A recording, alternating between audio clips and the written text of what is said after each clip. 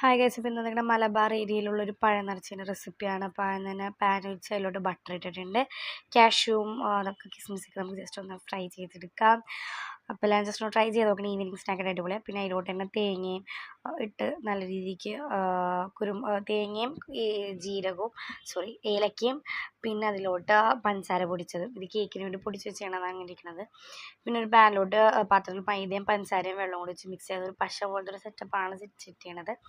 പഴം എടുത്തിട്ട് അത് നടുവെക്കിയതിന് ശേഷം നമ്മൾ ഉണ്ടാക്കി വെച്ചിരിക്കുന്ന ഈ ഫില്ലിംഗ് ഒന്ന് ഇട്ട് കൊടുത്തിട്ട് അതിൻ്റെ പൊക്കത്തോട്ട് ഇതേപോലെ എല്ലാം ഇട്ട് കൊടുത്തതിന് ശേഷം അതിൻ്റെ പൊക്കത്തോട്ട് നമ്മൾ ഒഴിച്ച മാവ് വെച്ച് ക്ലോസ് ചെയ്യാം. അപ്പോൾ ഇത്രേ ഉള്ളൂ സാധനം. ഇഷ്ടപ്പെട്ടാൽ ലൈക്ക് ചെയ്യാനും ഷെയർ ചെയ്യാനും സബ്സ്ക്രൈബ് ചെയ്യാനും കമൻറ്റ് ചെയ്യാനും മറക്കരുത്.